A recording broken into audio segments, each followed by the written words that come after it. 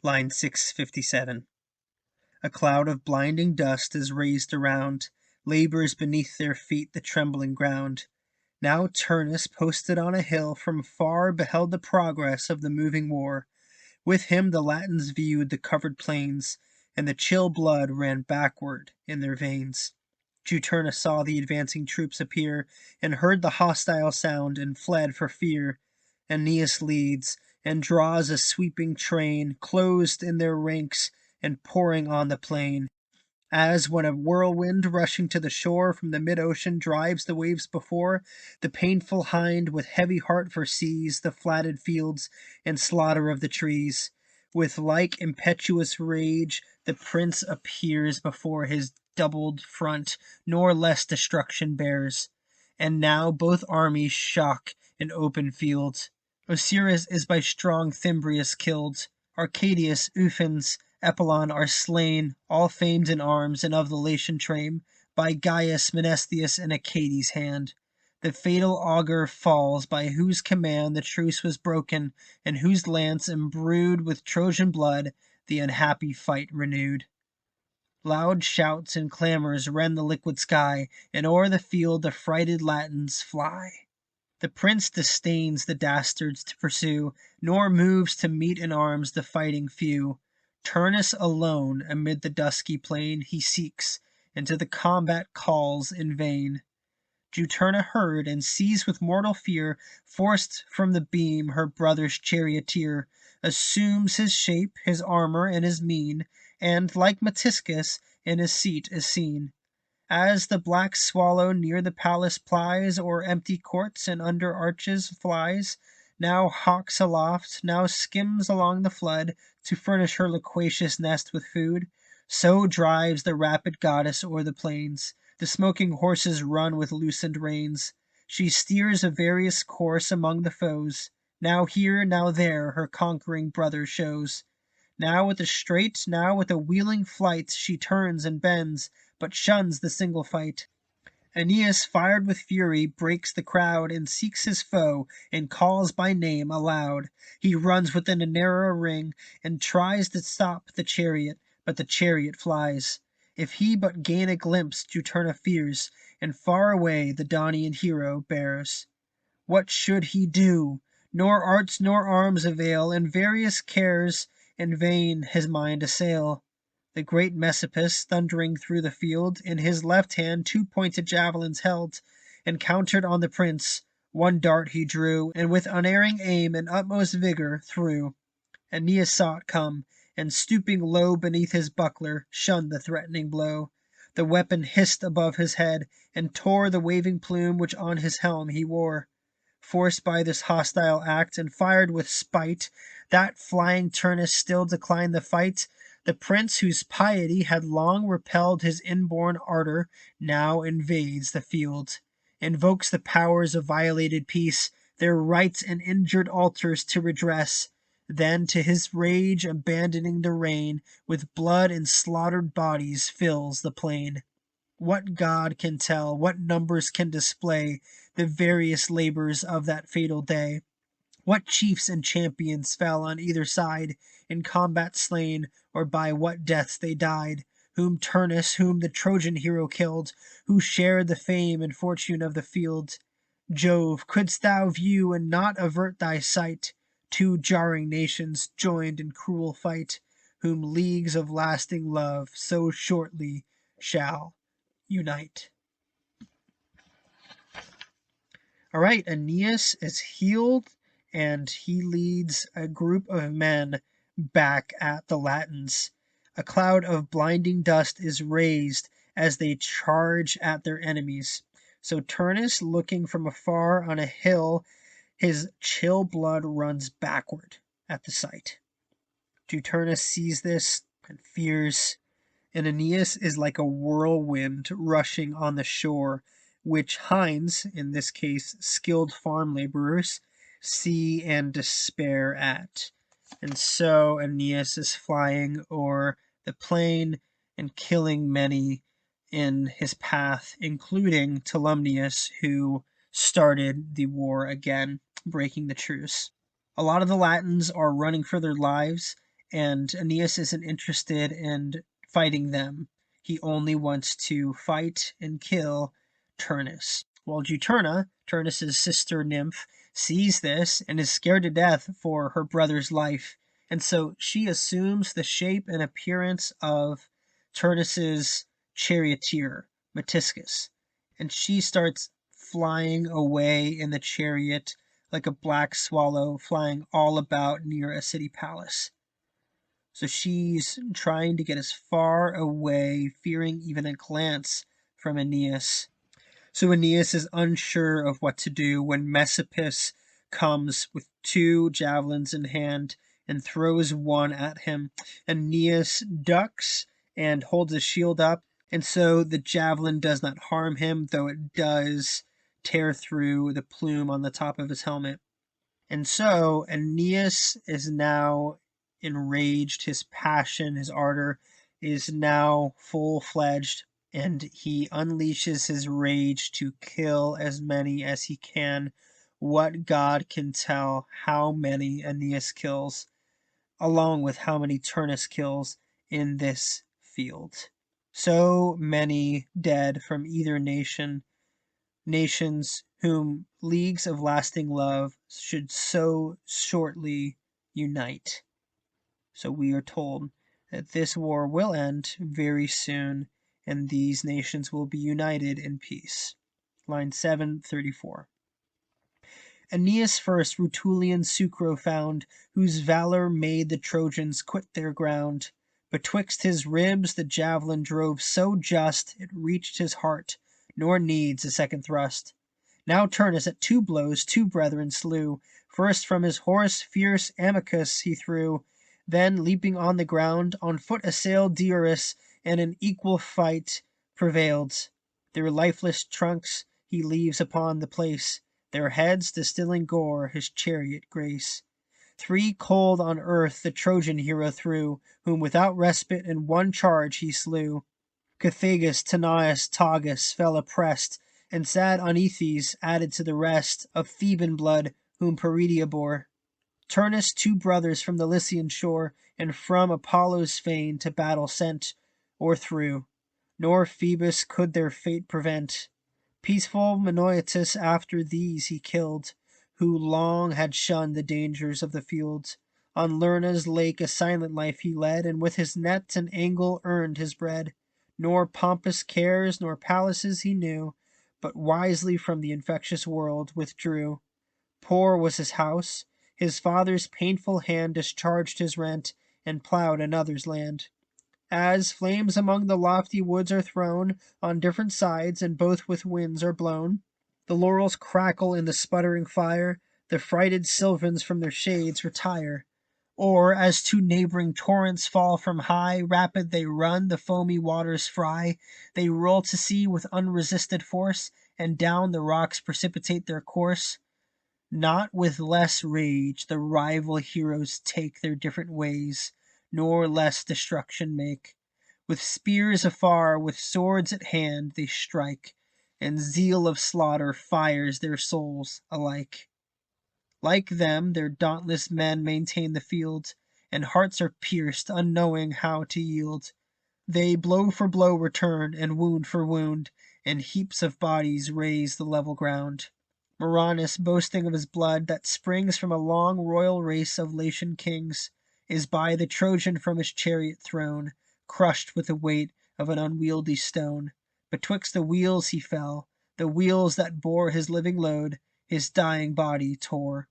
His starting steeds, to shun the glittering sword, paw down his trampled limbs, forgetful of their lord. Fierce Hyllus threatened high, and face to face affronted Turnus in the middle space. The prince encountered him in full career, and at his temples aimed the deadly spear. So fatally the flying weapons sped, that through his helm it pierced his head. Nor, Cisseus, couldst thou escape from Turnus' hand, in vain the strongest of the Arcadian band. Nor to Cupentus could his gods afford availing aid against the Aenean sword, which to his naked heart pursued the course, nor could his plated shield sustain the force. Iülus fell, whom not the Grecian powers, nor great subverter of the Trojan towers, were doomed to kill, while heaven prolonged his date. But who can pass the bounds prefixed by fate? In high Lyrnessus and in Troy he held 2 palaces, and was from each expelled. Of all the mighty man, the last remains a little spot of foreign earth contains. And now both hosts their broken troops unite in equal ranks, and mix in mortal fight. Serestus and undaunted Menesthius join the Trojan, Tuscan, and Arcadian line. Sea-born Messapus with Atenus heads the Latin squadrons, and to battle leads. They strike, they push, they throng the scanty space, resolved on death, impatient of disgrace, and where one falls, another fills his place. The Cyprian goddess now inspires her son to leave the unfinished fight and storm the town. For while he rolls his eyes around the plain in quest of Turnus, whom he seeks in vain, he views the unguarded city from afar, in careless quiet and secure of war. So we go back and forth between Aeneas and Turnus. Aeneas kills Sucro, stabbing him in the heart. Turnus kills 2 brothers, Amycus and Diorus, lopping off their heads. Aeneas kills 3 and adds another. Turnus kills 2, both servants in Apollo's fane or temple shrine, and then kills another, Menoetus, who led a peaceful life hither thereto. And like flames scatter to 2 parts of a forest, or like 2 storms fall from heaven, this is how Turnus and Aeneas affect the field. Their men are also fighting ferociously, not knowing how to do anything else. And we continue going back and forth. Aeneas throws a large stone at Murranus, who was boasting about his lineage, and this throws Murranus off of his chariot and crushes him under the wheels and his horse's hooves. Turnus kills Hyllus with a spear to the head, and back and forth they go. And now both armies are going full-fledged at each other. They strike, they push, they throng the scanty place. It's just mayhem. And then the Cyprian goddess, Venus, inspires her son to look towards Laurentum and see that it's unguarded and quiet. And this is an opportunity for him to strike. Line 8-19. Occasion offers and excites his mind to dare beyond the task he first designed. Resolved, he calls his chiefs. They leave the fight. Attended thus, he takes a neighboring height. The crowding troops about their general stand, all under arms, and wait his high command. Then thus the lofty prince: "Hear and obey, ye Trojan bands, without the least delay. Jove is with us, and what I have decreed requires our utmost vigor and our speed. Your instant arms against the town prepare, the source of mischief and the seat of war. This day the Latian towers that mate the sky shall level with the plain in ashes lie. The people shall be slaves, unless in time they kneel for pardon and repent their crime. Twice have our foes been vanquished on the plain. Then shall I wait till Turnus will be slain? Your force against the perjured city bend. There it began, and there the war shall end. The peace profaned our rightful arms requires. Cleanse the polluted place with purging fires." He finished, and one soul inspiring all, formed in a wedge the foot approached the wall. Without the town, an unprovided train of gaping, gazing citizens are slain. Some firebrands, others scaling ladders bear, and those they toss aloft, and these they rear. The flames now launched, the feathered arrows fly, and clouds of missive arms obscure the sky. Advancing to the front, the hero stands, and stretching out to heaven his pious hands, attests the gods, asserts his innocence, upbraids with breach of faith the Ausonian prince, declares the royal honor doubly stained, and twice the rights of holy peace profaned. Dissenting clamors in the town arise. Each will be heard, and all at once advise. One part for peace, and one for war contends. Some would exclude their foes, and some admit their friends. The helpless king is hurried in the throng, and whate'er tide prevails is borne along. Thus when the swain within a hollow rock invades the bees with suffocating smoke, they run around or labor on their wings, disused to flight, and shoot their sleepy stings. To shun the bitter fumes in vain they try, black vapors issuing from the vent involve the sky. But fate and envious fortune now prepare to plunge the Latins in the last despair. The queen, who saw the foes invade the town, and brands on tops of burning houses thrown, casts round her eyes, distracted with her fear. No troops of Turnus in the field appear. Once more she stares abroad, but still in vain, and then concludes the royal youth is slain. Mad with her anguish, impotent to bear the mighty grief, she loathes the vital air. She calls herself the cause of all this ill, and owns the dire effects of her ungoverned will.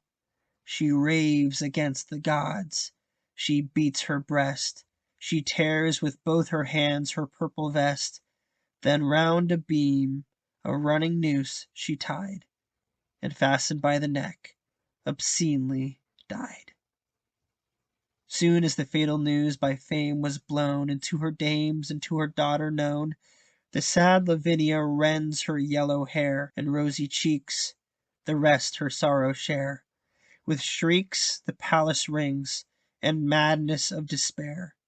The spreading rumor fills the public place, confusion, fear, distraction, and disgrace, and silent shame are seen in every face.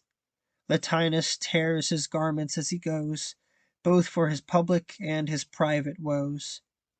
With filth his venerable beard besmears, and sordid dust deforms his silver hairs, and much he blames the softness of his mind, obnoxious to the charms of womankind, and soon seduced to change what he so well designed, to break the solemn league so long desired, nor finish what his fates and those of Troy required. So Aeneas sees the opportunity, called to attention by Venus, and resolves to attack the town, to burn it to the ground.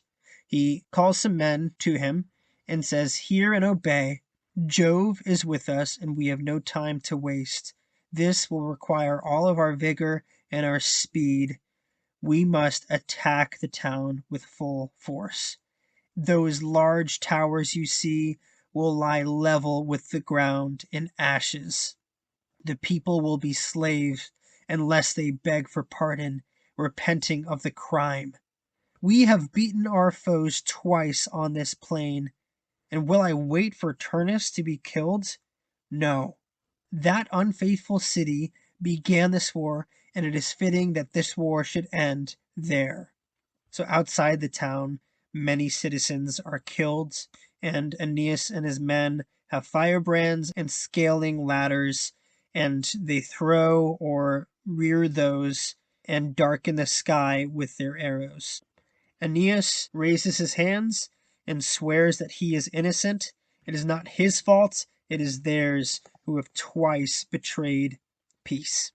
Inside the town, some are saying they should surrender, some are saying they should continue to fight, some are saying we should keep our enemies out, and some are saying we should let our friends in, and the helpless king cannot make up his mind.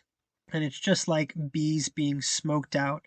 They're trying to escape, but they just can't, and they have to run for their lives into the sky. And this is the mood of Laurentum. But fate would plunge them into further despair.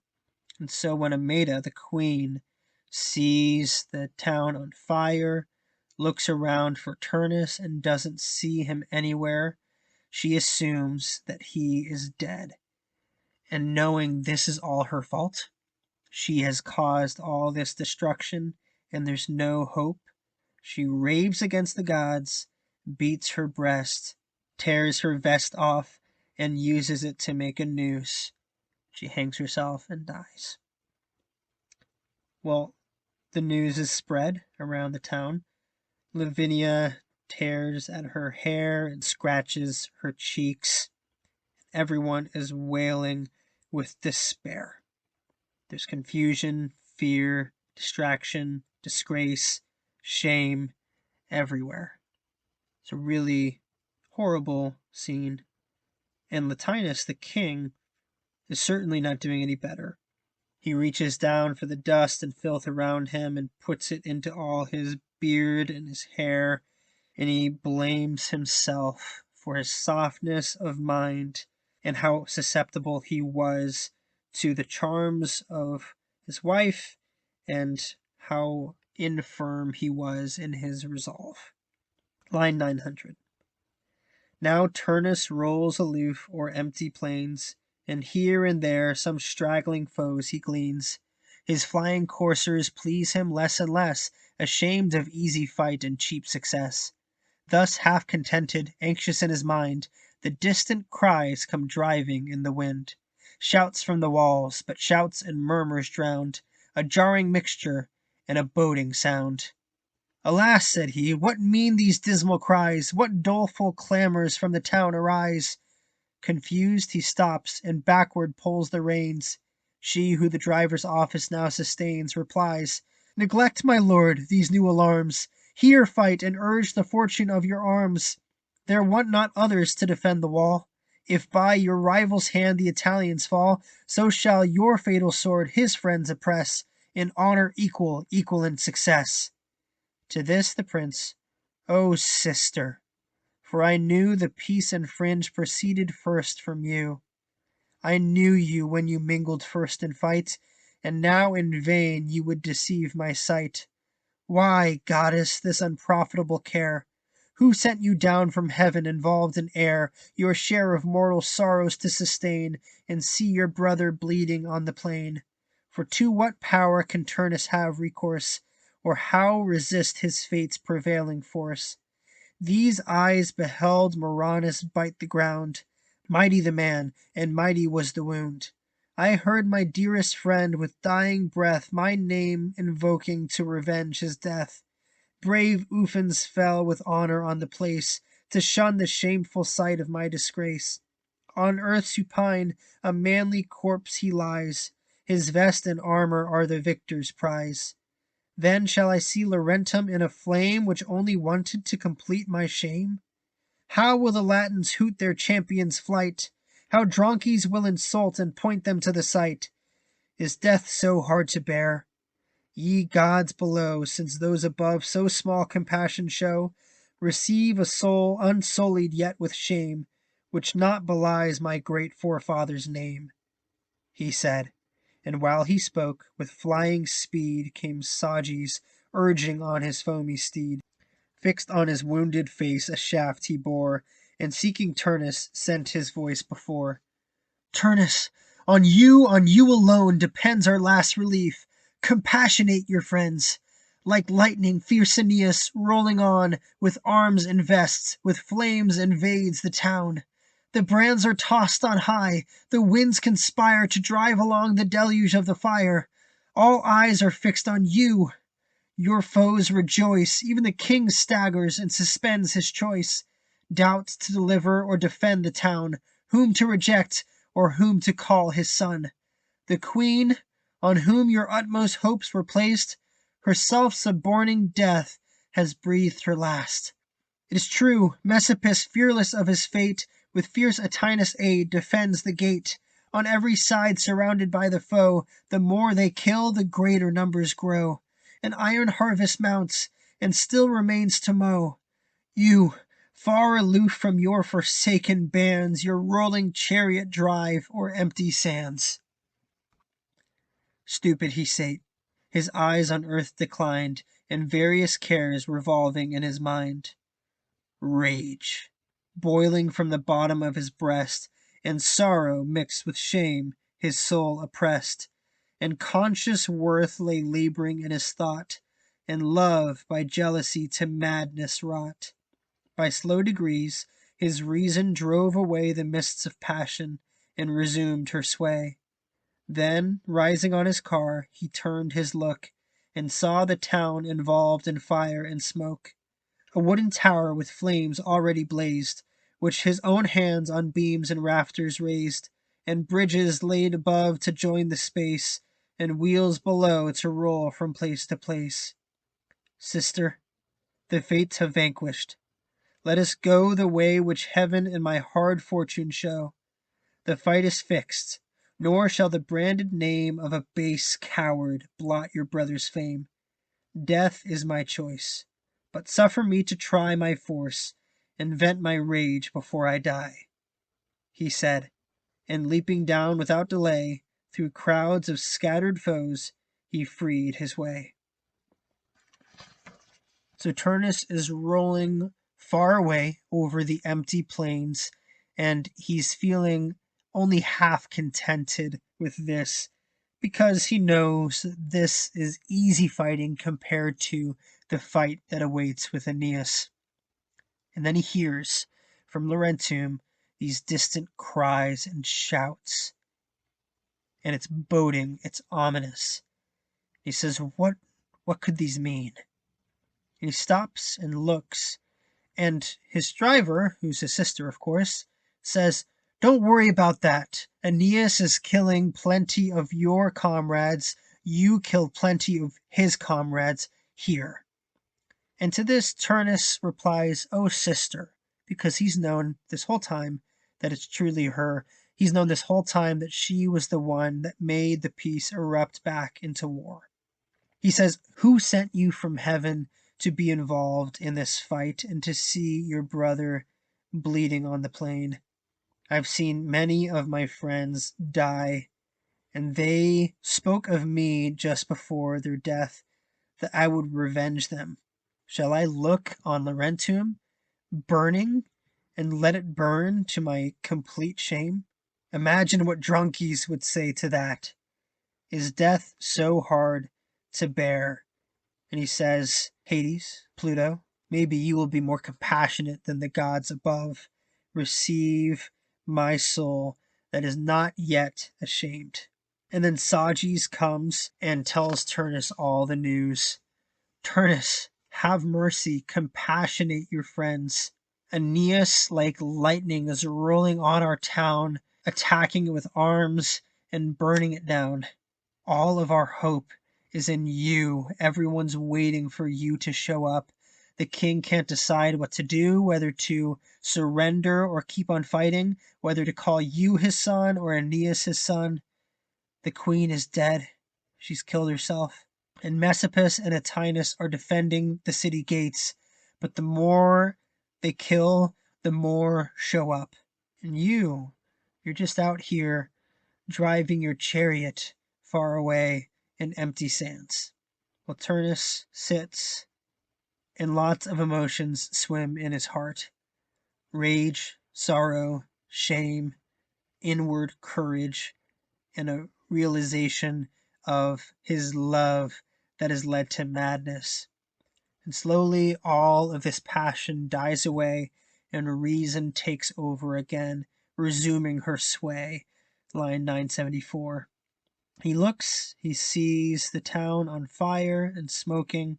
He sees a tower that he helped build burning. And he says, "Sister, the fates win. Let me go back, and I will die, but I will not be branded as a base coward. Let me go out a warrior." And so he goes and makes his way towards Aeneas. Line 989. Striding he passed, impetuous as the wind, and left the grieving goddess far behind. As when a fragment from a mountain torn by raging tempests, or by torrents borne, or sapped by time, or loosened from the roots, prone through the void the rocky ruin shoots, rolling from crag to crag, from steep to steep, down sink at once the shepherds and their sheep. Involved alike, they rush to nether ground, stunned with the shock they fall, and stunned from earth rebound. So Turnus, hasting headlong to the town, shouldering and shoving, bore the squadrons down. Still pressing onward to the walls he drew, where shafts and spears and darts promiscuous flew, and sanguine streams the slippery ground embrue. First stretching out his arm in sign of peace, he cries aloud to make the combat cease. Rutulians, hold! And Latin troops, retire! The fight is mine, and me the gods require. It is just that I should vindicate alone the broken truce, or for the breach atone. This day shall free from wars the Ausonian state, or finish my misfortunes and my fate.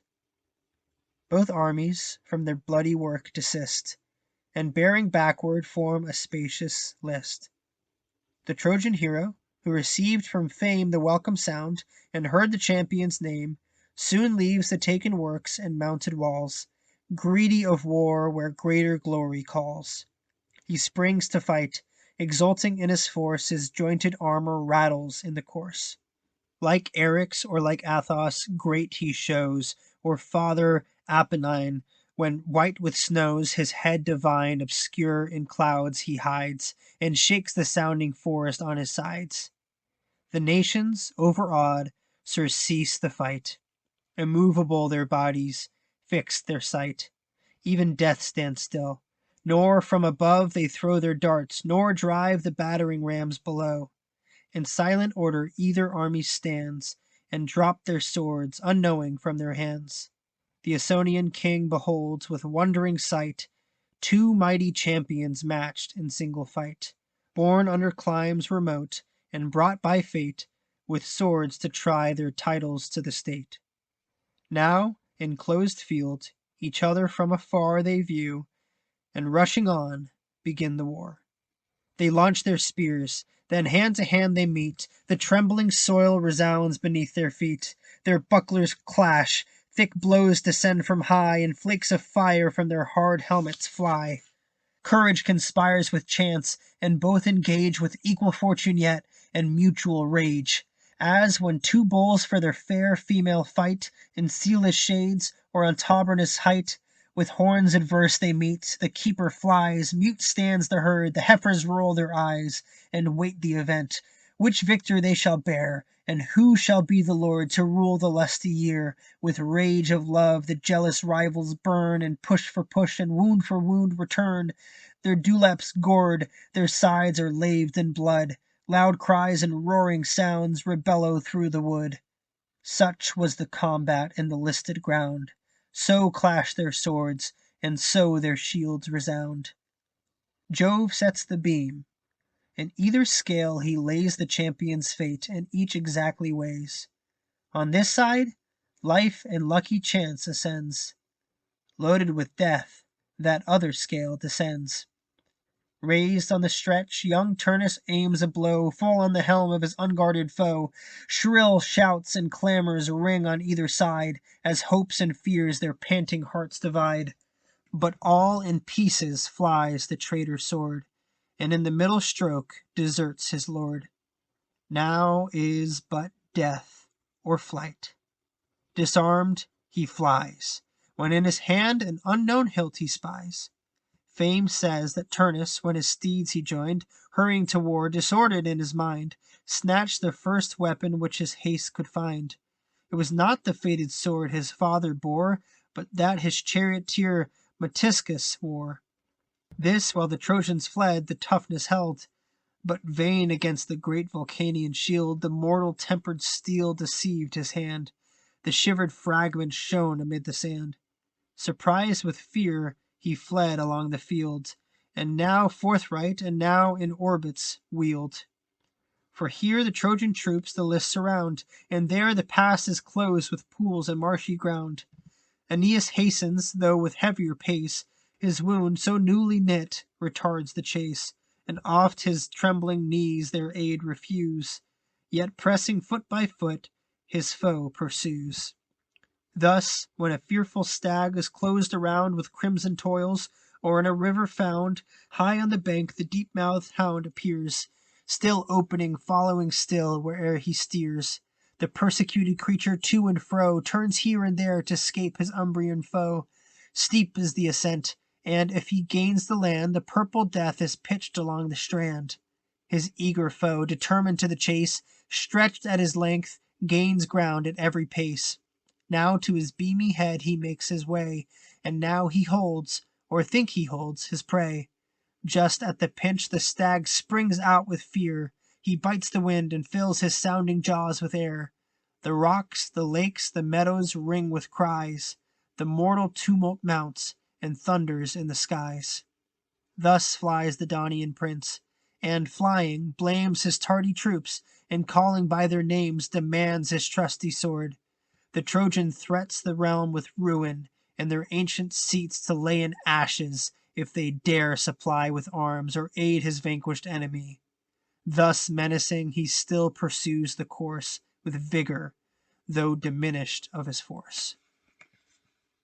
So Turnus leaves Juturna behind and starts making his way quickly through the fields like a big boulder is loosed from a mountain by a storm or a river or weathering roots, so on, and it falls down the mountainside, terrifying those underneath. This is how Turnus is moving through the fields, through everything in his path. He goes through the bloody battlefields and then stretches out his arms and shouts, "Rutulians, Latins, stop fighting. The fight is mine. The gods require that I fight, and I alone. And either I will win, and the Ausonian state will be free, or I will lose, and my misfortunes will be complete." Both armies stop fighting, and they quickly make a list, an area for the contest between Turnus and Aeneas. Aeneas hears the news, he stops fighting, and he quickly goes to win greater glory by fighting Turnus. And he is like Eryx, Athos, or Apennine. These are all mountains in his glory. So both armies stop fighting. They drop their swords without realizing it. They're not throwing their weapons anymore. They're not trying to batter the gate in. They're all silent. And these two champions, Aeneas and Turnus, approach each other. From distant places, they've been brought here by fate to see who will be the victor of Lavinia. So they quickly start to fight. They launch their spears. The earth shakes beneath them. Their shields clash and sparks fly off their helmet. This is like two bulls fighting for the heifers. Their dewlaps, their throats are gored, their sides are soaked in blood, and this is exactly how the swords and shields of Turnus and Aeneas clash. Jupiter gets out these scales of fate and sees that one goes up with life and luck, and one goes down with death. Turnus takes an opportunity to swing his sword at Aeneas's unguarded helmet. And to his terror and surprise, his sword shatters into pieces. And the story goes that when Turnus was arming for battle, he was so disordered in his thinking that he snatched the first weapon he could find, and it was his charioteer's sword, not his own divine sword of his father. It stood no chance against Aeneas's new Vulcanian shield, and therefore it shattered. Well, Turnus is going left and right trying to escape, just like a deer being chased by a dog, and the dog gets closer and closer, and the deer keeps managing to get away, and this is exactly what's happening. Turnus is the deer trying to get away, and Aeneas, being freshly wounded and not fully recovered yet, is slowly making his way toward Turnus to finish him off. Turnus keeps asking his comrades for a sword. "I need a sword to defend myself to fight." And Aeneas says, "If any of you gives him a sword, I will burn your city to the ground." And so the fight continues, line 1107. 10 times already round the listed place one chief had fled, and to other given the chase. No trivial prize is played, for on the life or death of Turnus now depends the strife. Within the space an olive tree had stood, a sacred shade, a venerable wood, for vows to Faunus paid, the Latins' guardian god. Here hung the vests, and tablets were engraved of sinking mariners from shipwreck saved. With heedless hands the Trojans felled the tree to make the ground enclosed for combat free. Deep in the root, whether by fate or chance or erring haste, the Trojan drove his lance, then stooped and tugged with force immense to free the encumbered spear from the tenacious tree. That whom his fainting limbs pursued in vain, his flying weapon might from far attain. Confused with fear, bereft of human aid, then Turnus to the gods, and first to Faunus prayed. O Faunus, pity! And thou, Mother Earth, where I, thy foster son, received my birth, hold fast the steel. If my religious hand your plant has honored, which your foes profaned, propitious hear my pious prayer. He said, nor with successless vows invoked their aid. The incumbent hero wrenched and pulled and strained, but still the stubborn earth the steel detained. Juturna took her time, and while in vain he strove, assumed Meticus form again, and in that imitated shape restored to the despairing prince his Daunian sword. The queen of love, who with disdain and grief saw the bold nymph afford this prompt relief, to assert her offspring with a greater deed, from the tough root the lingering weapon freed. Once more erect, the rival chiefs advance.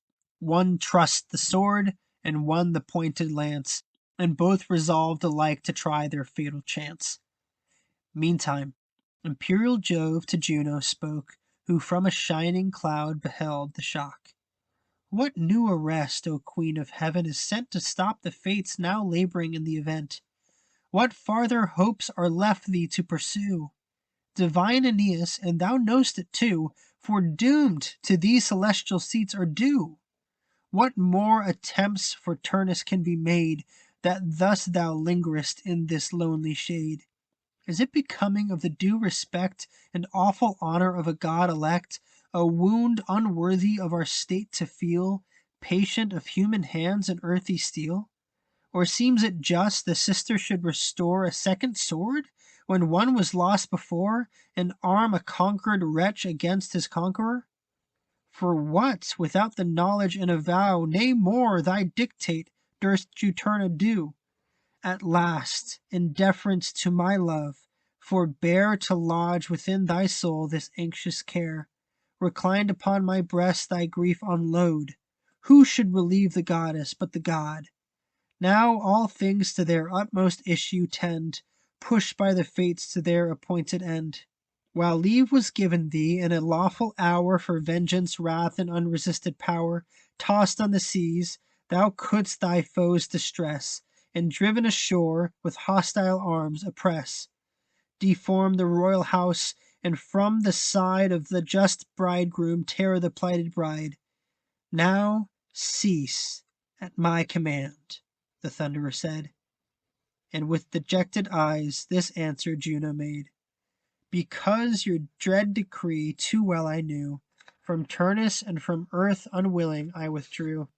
Else should you not behold me here alone, involved in empty clouds, my friends bemoan, but girt with vengeful flames in open sight, engaged against my foes in mortal fight. It is true, Juturna mingled in the strife by my command to save her brother's life, at least to try. But by the Stygian lake, the most religious oath the gods can make, with this restriction, not to bend the bow, or toss the spear, or trembling dart to throw. And now, resigned to your superior might, and tired with fruitless toils, I loathe the fight. This let me beg, and this no fates withstand, both for myself and for your father's land, that, when the nuptial bed shall bind the peace which I, since you ordain, consent to bless, the laws of either nation be the same, but let the Latins still retain their name, speak the same language which they spoke before, wear the same habits which their grandsires wore. Call them not Trojans, perish the renown and name of Troy with that detested town. Latium be Latium still, Let Alba reign, and Rome's immortal majesty remain. Then thus the founder of mankind replies. Unruffled was his front, serene his eyes. Can Saturn's issue and heaven's other heir such endless anger in her bosom bear? Be mistress, and your full desires obtain, but quench the choler you foment in vain. From ancient blood the Ausonian people sprung, shall keep their name, their habit, and their tongue. The Trojans to their custom shall be tied. I will myself their common rights provide. The natives shall command, the foreigners subside. All shall be Latium, Troy without a name, and her lost sons forget from whence they came. From blood so mixed a pious race shall flow, equal to gods, excelling all below. No nation more respect to you shall pay, or greater offerings on your altars lay. Juno consents, well pleased that her desires had found success, and from the cloud retires. The peace thus made, the Thunderer next prepares to force the watery goddess from the wars. So Turnus has gone around the listed place 10 times trying to get away from Aeneas. There happened to be a tree stump there, formerly a venerable sacred tree to the local god Faunus. And the Trojans, in their haste to make a ground for Aeneas and Turnus to fight in, felled the tree, so they chopped it down. And so Aeneas, either because of fate or bad luck or his erring haste to get Turnus, drives his lance into this wood. So he bends down to try to get this lance out of the tree stump. And at that moment, Turnus prays to Faunus and says, Faunus, pity me, and Mother Earth, help me. I treated this tree well, and these Trojans have chopped it down. Hear my prayer, and don't let his lance come out. And his prayer works. The steel of the lance will not come out, and Aeneas is trying with all his might to get it out. And in this moment, Juturna takes the form of Meticus, one of Turnus's men, and gives him his sword back. Venus is upset by this, and so goes and frees the lance, and both these men are able to advance at each other in combat again, one using his sword, and one, being Aeneas, using his lance. So Jupiter and Juno look down at this, and Jupiter asks Juno, why are you still fighting and resisting fate? Aeneas is destined to rule here. His progeny is destined to found Rome. What more can Turnus do? Why are you here, trying to help him still? Is it right that Juturna should give him another sword? You had your turn to make life miserable for the Trojans, but now hear my command and stop. Juno is saddened by this and says, I haven't been involved in the fighting, or you would be here in vengeance and flame instead of just in clouds. Juturna did mingle in the strife. She was there, but she didn't bend the bow or toss the spear either. She was not involved in the fighting. But since you say to stop, I will stop meddling. But grant me this one wish, that when Lavinia and Aeneas come together, that their laws would be the same, that they would be called Latins and not Trojans, that Latium would be their city, and let Rome become Rome. To this Jupiter says, can Saturn's daughter really have this much anger in her heart? Let it be done as you wish, but let your anger, your choler, subside. Like you say, they will not be called Trojans. They will be Latins. They will dress like Latins. They will speak like Latins. And they will give you more respect than any other nation. Juno's satisfied with this, and so she goes her way, and now Jupiter will find Juturna and make her stop her meddling as well. The rest of Book 12 will be read with no commentary at the end to exercise your interpretation muscles. I encourage you to pay close attention and get as much detail as possible, but to focus on getting the general action in the remainder. Line 12-24. Deep in the dismal regions, void of light, 3 daughters at a birth were born to night. These their brown mother, brooding on her care, endued with windy wings to flit in air, with serpents girt alike, and crowned with hissing hair. In heaven the Deri called, and still at hand, before the throne of angry Jove they stand, his ministers of wrath, and ready still the minds of mortal men with fears to fill, whene'er the moody sire to wreak his hate on realms or towns deserving of their fate, hurls down diseases, death, and deadly care, and terrifies the guilty worlds with war. One sister plague of these with heaven he sent, to fright Juturna with a dire portent. The pest comes whirling down, by far more slow springs the swift arrow from the Parthian bow, or Sidon yew, when traversing the skies and drenched in poisonous juice, the sure destruction flies. With such a sudden and unseen a flight shot through the clouds the daughter of the night.